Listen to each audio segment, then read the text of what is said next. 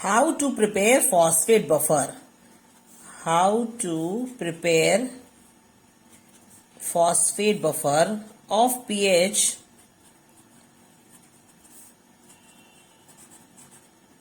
of pH 7.3 of pH 7. This is the requirement. ये आपकी requirement है pH buffer बनाने के लिए for doing Lambert-Beer's law experiment.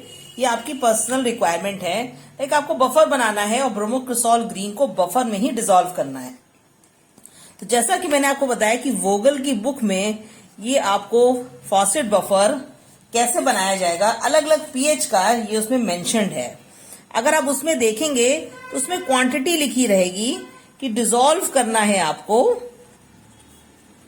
Dissolve 8.5 gram potassium dihydrogen phosphate 0.7H2O and 21.75 gram disodium hydrogen phosphate and 1.7 gram ammonium chloride.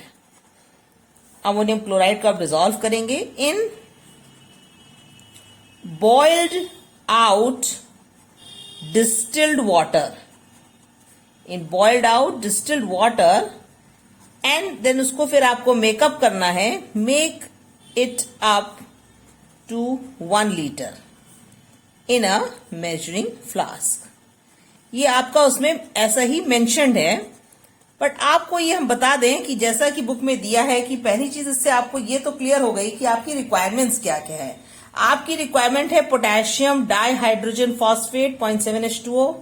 आपकी requirement है die sodium hydrogen phosphate and आपकी third requirement है आपकी ammonium chloride. Potassium dihydrogen, एक di hydrogen salt आपको चाहिए, एक आपको मोनोहाइड्रोजन सॉल्ट चाहिए.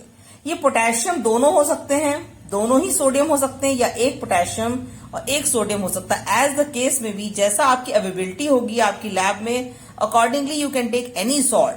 और अमोनियम क्लोराइड आपको बहुत ही आसानी से इजिली आपको अवेलेबल हो जाएगा. बट आप देखिए कि जैसा कि इसमें लिखा है बुक में 8.5 आपको लेना है और 21.75 grams of die sodium hydrogen phosphate. But actually में आपको क्या करना रहेगा, देखिए आपके पास है डाई सोडियम हाइड्रोजन फॉस्फेट. अब इसका अगर आप वेट निकाल लीजिए, that will be equal to 23 into 2 plus 1 plus 31 plus 16 into 4 and this comes out to be 142 gram. ये आपका 142 ग्राम के बराबर आ जाएगा. तो 142 ग्राम इज द रिक्वायरमेंट जब आप 1 मोलर सोल्यूशन बनाएंगे. अब चूंकि आपके जो स्टैंडर्ड डेटा जो बुक पे मेंशन्ड है उसमें 21.75 दिया हुआ है, तो 21.75 ग्राम जब आप लेंगे, यहां पे तो 142 ग्राम लें तो 1 मोलर बनेगा. इसका मतलब कि ये 21.75 इससे काफी कम है. इसको जब हम लेंगे तो जो हमें मिलेगा molar solution, that will be 1/142 into 21.75 and this comes out to be 0.15 molar.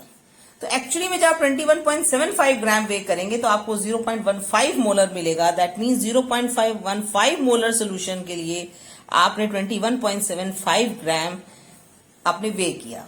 But as per the experiment आपकी जो रिक्वायरमेंट है, that requirement is 0.05 molar solution. आपकी जो रिक्वायरमेंट है बफर की रिक्वायरमेंट इज 0.05 मोलर सोल्यूशन आपको फॉस्फेट बफर का बनाना है.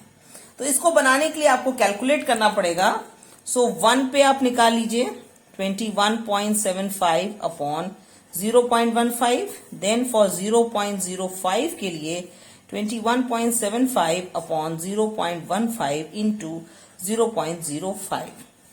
ये आपको 0.05 आपको मिल जाएगा. इसको जब पूरा आप कैलकुलेट करेंगे एंड देन इसको आप कैलकुलेट कर लीजिए and then you have to divide, और आप इसको पूरा निकाल करके आप 0.05 के लिए कितना ग्राम पर लीटर आपका लगेगा, then this is how you will calculate for disodium hydrogen phosphate.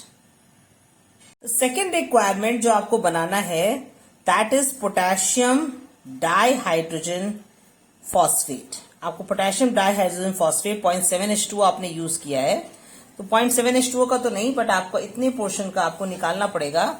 सो आप इसका वेट पहले निकाल लीजिए, that will be 40 plus 2, 1 into 2 2 हो जाएगा, plus 31 plus 16 into 4 that is equal to 64।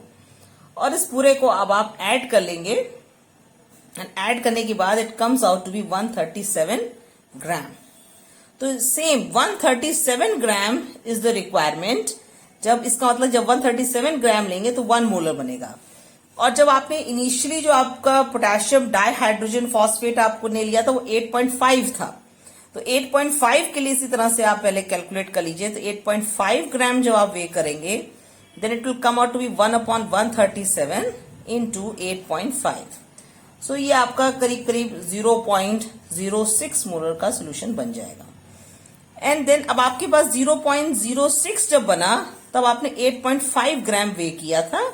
सो अब आपको जो बनाना है दैट इज 0.05 का, दैट मीन्स 8.5 अपॉन 0.06 इंटू 0.05। आप इसको कैलकुलेट कर लीजिए, और कैलकुलेट करने का जो भी आपका आंसर आएगा दैट विल बी इन ग्राम पर लीटर। तो इस तरह से आप पोटेशियम डाइहाइड्रोजन फॉस्फेट का भी आप एग्जैक्टली कैलकुलेट कर लेंगे कि आपको कितना वे करना है। इसी तरह से आप अमोनियम क्लोराइड के लिए आप निकाल लीजिए। अमोनियम क्लोराइड जो आपका NH4Cl है, तो इसको भी आप कैलकुलेट कर लीजिए। तो आपका 14 प्लस 1 इंटू 4 आपका हो जाएगा plus 35.5, that comes out to be 43.5 gram आपका आ जाएगा। तो 43.5 ग्राम फॉर 1 मोलर। सो आपने जो एक्चुअली में यूज किया है, जो आपको स्टैंडर्ड डेटा दिया गया है फॉर अमोनियम क्लोराइड इज 1.7 ग्राम। सो 1.7 ग्राम के लिए 1/43.5 इंटू 1.7। सो आपका जो भी इसमें आंसर आएगा दिस मच मोलर सोल्यूशन आएगा। तो that much amount of molar solution आपका होगा जब 1.7 ग्राम आप वे कर रहे हैं। तो अब आपको फिर 0.05 मोलर के लिए 1.7 अपॉन जो भी आपका ये ए डेटा यहाँ पे आएगा वही ए आप पुटअप कर दीजिएगा इंटू 0.05। जो भी इससे रिजल्ट आएगा that will be in grams पर लीटर। तो अब आप देखिए जैसे कि आपको 3 डेटा अब इसमें मिलेंगे। एक डेटा आपको अभी ये मिला, that is for the ammonium chloride, you got the data. And beyond this अभी आप देख रहे थे कि अभी हमने जो दूसरा कैलकुलेशन किया था उसमें आपको एक पोटेशियम डाइहाइड्रोजन फॉस्फेट का डेटा मिला। And as you see in the previous जो सबसे पहले हमने कैलकुलेट किया था that was for sodium hydrogen phosphate. तो जो अब आपको ये जो वेट मिला है ये पर लीटर के लिए आपको मिला। इन सबको इतना ही अमाउंट आप वे करेंगे और वे करके इसको 1 लीटर में आप बना लेंगे। 1 लीटर में बनाने के बाद आपका जो बफर है और pH 7.2 प्रिपेयर हो गया है, बट अभी भी इसमें हमें चेक करना पड़ेगा कि इसका pH 7.3 है कि नहीं और ये मेंटेन हो गया है कि नहीं। सो इसके लिए आपको pH मीटर की हेल्प से, pH मीटर की मदद से इसको आपको चेक करना पड़ेगा कि आपका जो pH है दैट इज एग्जैक्टली 7.3।